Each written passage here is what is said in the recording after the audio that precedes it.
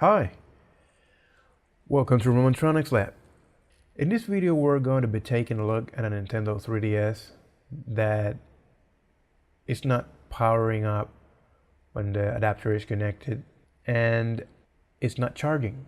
This one I have worked on before, replacing the power port, but I think that it broke again because of it being used constantly with the adapter. So there is the possibility of the port being pulled off the pad. So we will take a look at the port again, but also at the battery, since I would like to know why this is mostly used with the adapter and not by the battery alone. Let's begin. As any other device, this is put together by small screws. So we need to start by removing the 4 screws that are holding the battery compartment.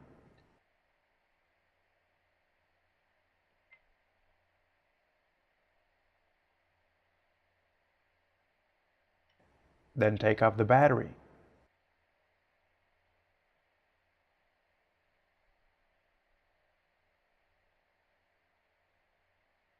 And as we can see, the battery is inflated and definitely no longer safe to use in my opinion. After that, we proceed to remove about 10 screws and carefully split the case apart.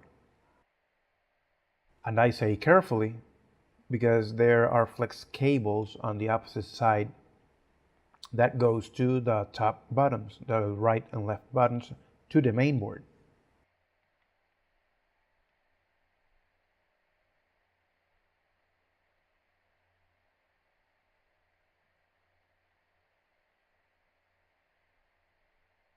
Now that it is split open,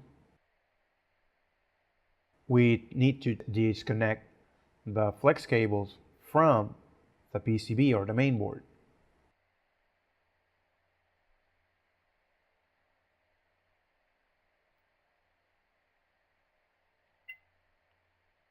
As you can see on where I am touching the port sleeves, and it's missing a pad. But with luck, it is just a hold down pad, so probably a hold down pad mostly are connected to ground. So it's grounding the connector.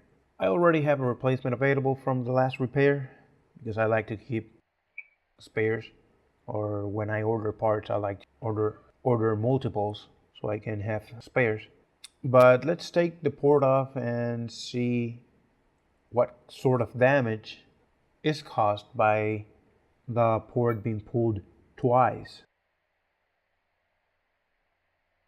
Here I selected to use a small flat tip with the station set at 260 degrees Celsius to protect as much as I can of the remaining pads, and still is enough heat to melt the solder anyways.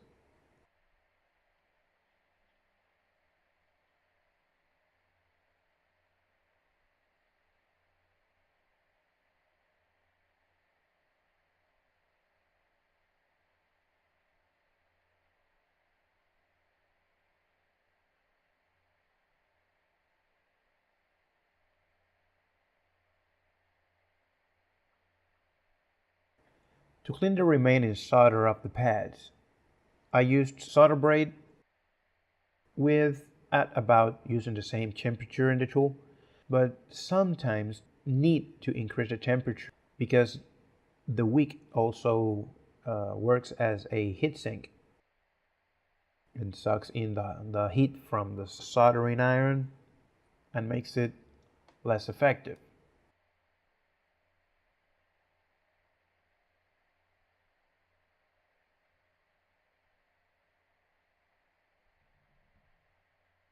Here I am adding a bit of solder because I didn't like how the wick was performing.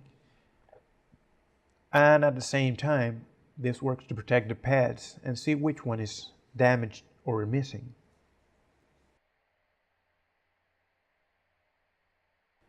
One thing I learned over time is not to move the wick, as it puts stress on the pad and can pull it off.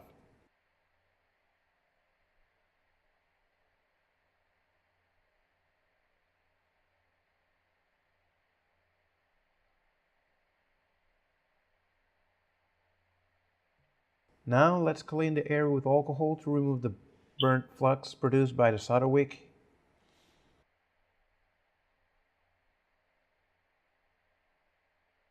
And luckily, the only pad damaged is a holding pad that serves as a ground to the PowerJack body.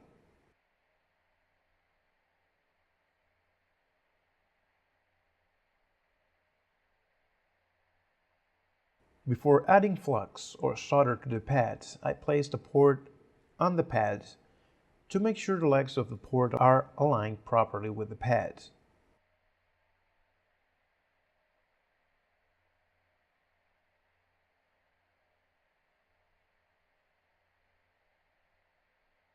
Only then I proceeded with soldering to permanently attach the power port.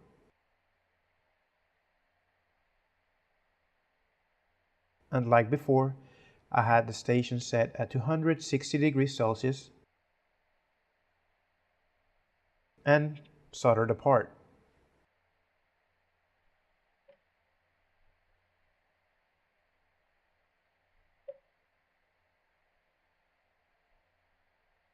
I could have used hot air, but I prefer not to because of the plastics around the port. And the first repair I did use hot air, and I almost melted down the post for the screw that holds down the assembly. And I didn't want to take that risk again.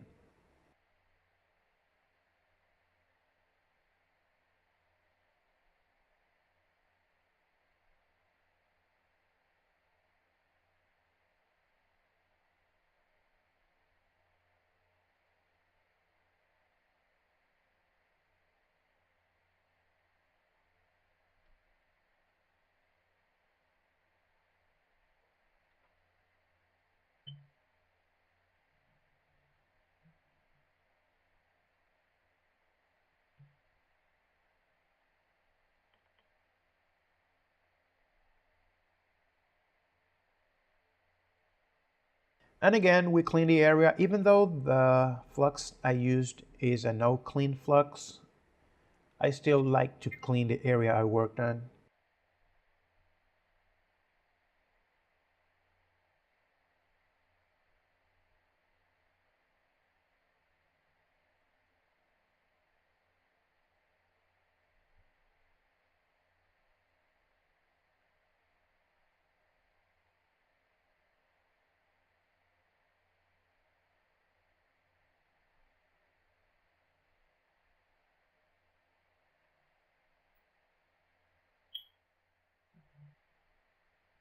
Now we proceed to reassemble the console.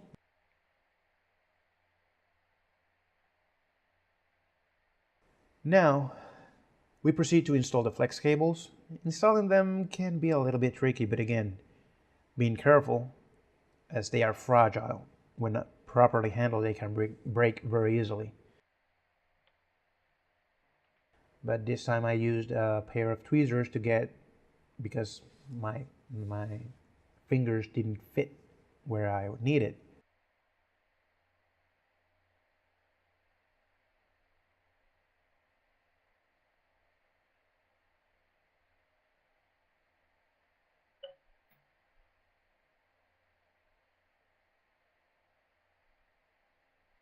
And when they are connected to the main board, it's just like a book. Close it down and align everything up and replace all the screws.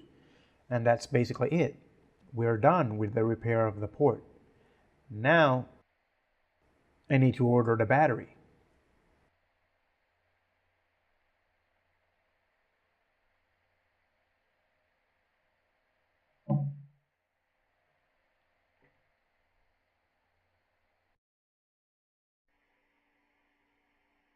All right. Have you seen in the beginning? That was recorded a couple days ago. But because I didn't want to make another video just to how to replace the battery, because that's pretty straightforward. I have the new battery here, and as you can see, this is the one I removed. I do not know how it did not pull the battery cover out of place like on some devices that I've worked on. Probably it has some room left in there. But to whatever standards, this one is no longer safe to use. Here's the old one.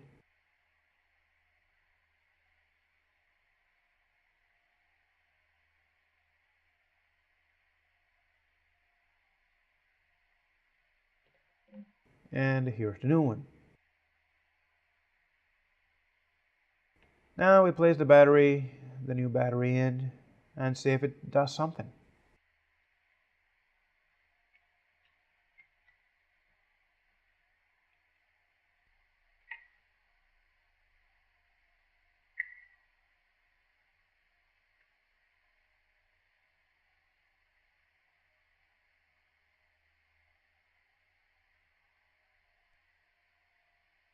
And it did. I haven't put it in the charger yet, but I know it's turning on, so it's not damaged by what happened with the power port. But now that it's working, I'm going to put it in the charger. I know it's going to work as intended because there were no major damage. But as you could see, the batteries are guilty most of the time of causing problems on electronics, and the same applies for any device that uses rechargeable batteries. So if you use a device with rechargeable batteries, I would take a look at them from time to time to make sure they are in good condition. I hope this has been helpful, or at least interesting. If you enjoyed this video, leave a comment, and if you want to see more like it, stay tuned for future videos. Thanks for watching, until next time.